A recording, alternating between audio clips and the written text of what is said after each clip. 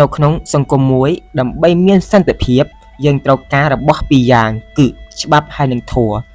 ច្បាប់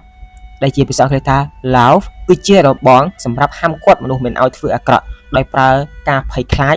មានន័យថាខ្លាចជាគុកខ្លាចការផាកពិន័យធម៌ Dhamma គឺជាគ្រូសម្រាប់បង្រៀនមនុស្សឲ្យចង់ធ្វើល្អ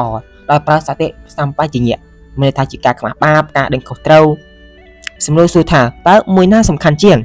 ចម្លើយគឺត្រូវការទាំងពីរនេះថ្ងៃនេះយើងនឹងមកនិយាយអំពីតុល្យភាពរវាងគេការដាក់ទណ្ឌកម្មនិងការផ្ដោតឲ្យទាំងអស់យើងបែងចែកជា3ផ្នែកទី1គឺច្បាប់គឺចាំបាច់តែមិនគ្រប់គ្រាន់ប្រសិនបើសង្គមមួយមានតែច្បាប់មិនអត់តែមនុស្សគ្មានធម៌នៅក្នុងចិត្ត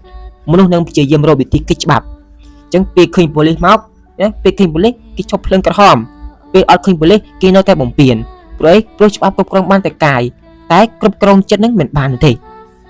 ណាមិនបានទេគុកអាចឃុំឃាំងមនុស្សបានតែគុកមិនអាចផ្លាស់ប្ដូរនិស្ស័យមនុស្សបានទេមានតែការអប់រំចិត្តនោះទេទើបអាចបដូរចោលឲ្យទៅជាមនុស្សល្អបានមានថាដូចរឿងនៅក្នុងអង្គុលីមីនេះជាដើមយើងមកដល់ផ្នែកទី2ហើយទូនាទីនៃធัวក្នុងការផ្សព្វផ្សាយធัวចូលមកដើម្បីបំពេញចន្លោះប្រហោងរបស់ច្បាប់ផ្ដោតលើការដាក់ទោសមិនអត់ធัวផ្ដោតលើការកែប្រែនៅក្នុងគ្រួសារឬកន្លែងធ្វើការក៏ដូចគ្នាពេលកូនធ្វើខុសណាពេលកូនធ្វើខុសបើយើងយកតែរំពុតមកវាយមានថាជាការប្រែច្បាប់កូនអីគេកូននឹងខ្លាចតែចិត្តវាមិនចុះចាញ់នោះទេវាអាចនឹងស្អប់យើងទៀតតែបើយើងប្រើធัวមានថាមេត្តាហើយនឹងហេតុផលយើងបញ្យល់កូនឲ្យកូនយកពីកំហុសឲ្យកូននឹងកែខ្លួនឲ្យអស់ពីចិត្តណាអញ្ចឹងតើកម្មវិស័ក្តិសិទ្ធិបំផុតគឺមិនមែនជាការធ្វើឲ្យឈឺចាប់នោះទេតែជាការធ្វើឲ្យការភ្ញាក់រលឹកណាដែលជាការធ្វើឲ្យភ្ញាក់រលឹកមកដល់ផ្នែកទី3គឺការដឹកនាំដោយនីតិសាស្ត្រហើយនិងនីតិធัวនេះដឹកនាំដែលឆ្លាតវៃណាប្រើទាំងពីរទី1នីតិសាស្ត្រត្រូវមានច្បាប់ច្បាស់លាស់ស្មោះត្រង់និងយុត្តិធម៌នរណាខុសត្រូវតែទទួលខុសទី2គឺនីតិធម៌ត្រូវមានក្តីមេត្តាយើងពិនិត្យមើលចេតនាបើគេធ្វើខុសដោយអចេតនាឬក៏ដោយអវិជ្ជាយើងគួរមានការអប់រំណែនាំប្រសើរជាងការដាក់ទោសធ្ងន់ធ្ងរ